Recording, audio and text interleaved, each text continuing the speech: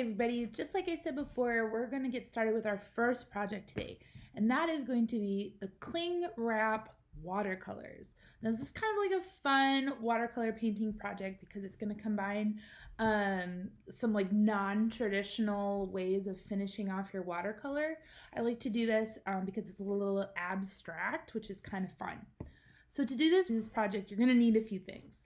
You're going to need cling wrap. So cling wrap is that stuff that you put over maybe like leftovers or something. You're going to need some watercolors, paintbrushes, a cup of water, paper towels, and some heavy watercolor paper. If you don't have watercolor paper, that's fine. You could always just use regular paper. It's just that watercolor paper actually soaks up the water a little bit better. So stay tuned to the end of this because I will show you a modification if you don't have watercolors, which you'll see at the other end of this project. All right, so let's get started.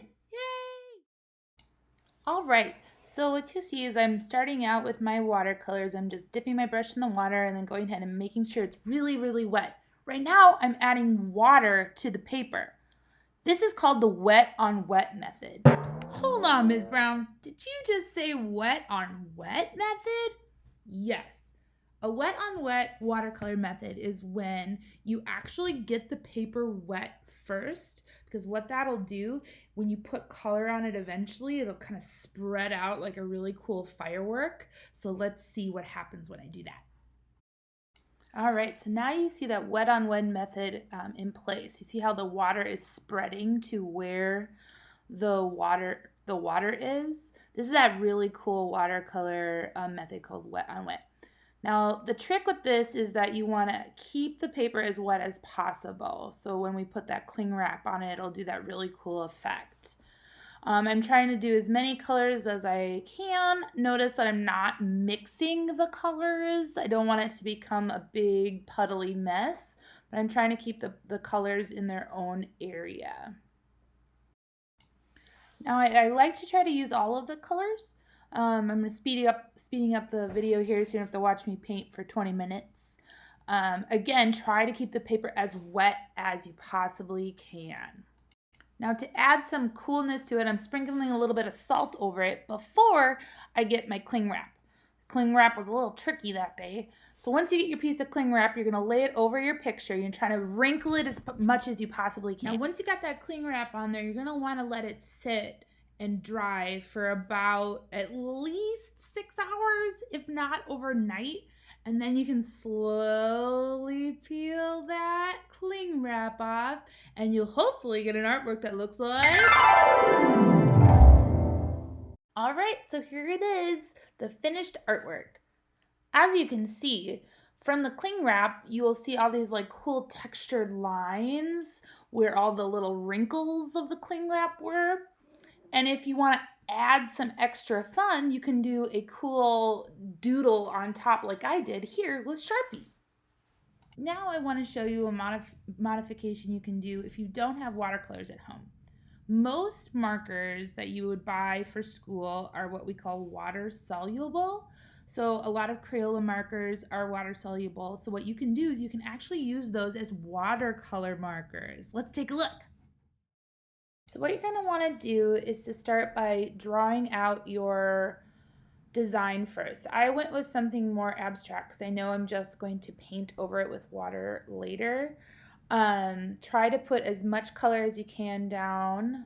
Maybe even try some blending by pushing really hard on the marker and then going lighter and lighter and lighter. Which will have a really cool effect when we add the water later. Now don't feel like you have to cover your whole paper. You can always add more later. So now we just take our paintbrush and dunk it in the water and then use that to sort of blend the colors together. It's a really cool way to get that nice watercolor effect without having watercolors. Now like I said before, you can always add more when you're done. Like I did here, I had some empty spaces that I wanted to cover up. Then just like before, you're going to take a piece of cling wrap and you're going to lay it over the top of your painting.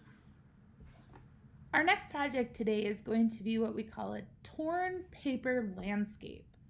For this project, you're going to need construction paper, a cup of water and a paintbrush, and a glue stick. Then later on, if you wanted to add like more details and stuff, you could grab coloring materials like markers or oil pastels to add some extra pizzazz. So let's get started.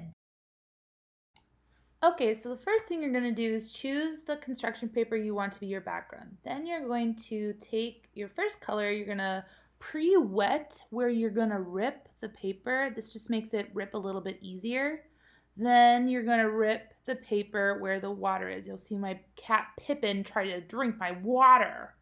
Then I'm going to take my glue stick. Oh, the cap fell off. And then I'm going to put as much glue as I can and go ahead and glue. See ya, Pippin.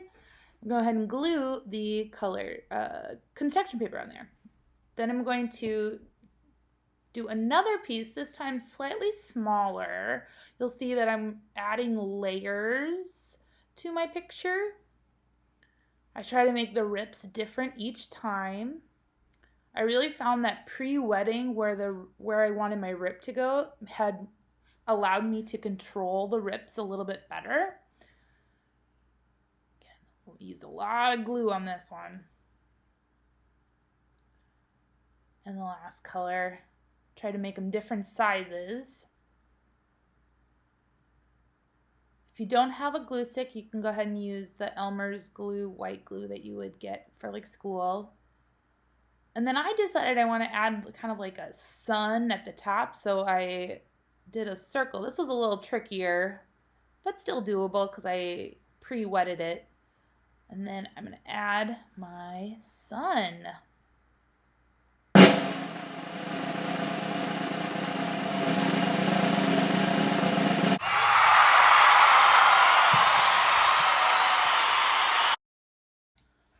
Now, like I said at the beginning, you can actually add some extra detail and pizzazz, like I said, by layering this torn paper landscape with some oil pastels. Now, what I decided to do is just kind of follow the lines of the torn paper, which I think kind of added a really cool effect. I tried to do some shading in there. What I liked about this is just added a little bit of texture to the picture. And then I added some clouds, obviously, up top. And then I decided I wanted to add some happy trees, just like Bob Ross. All right, everybody, thank you for joining me today. I had so much fun creating with you. Now remember, as always, please, please, please show me the artwork that you make. You can post it down on the bottom there in the Facebook comments. You can email Miss Brown and show me your pictures. Thank you to everybody who posted pictures of the tinfoil sculptures and the paper sculptures that we tried last time. To send us out, we are going to take a look at a little slideshow of those of you who sent in your artwork. So see you next week. Bye.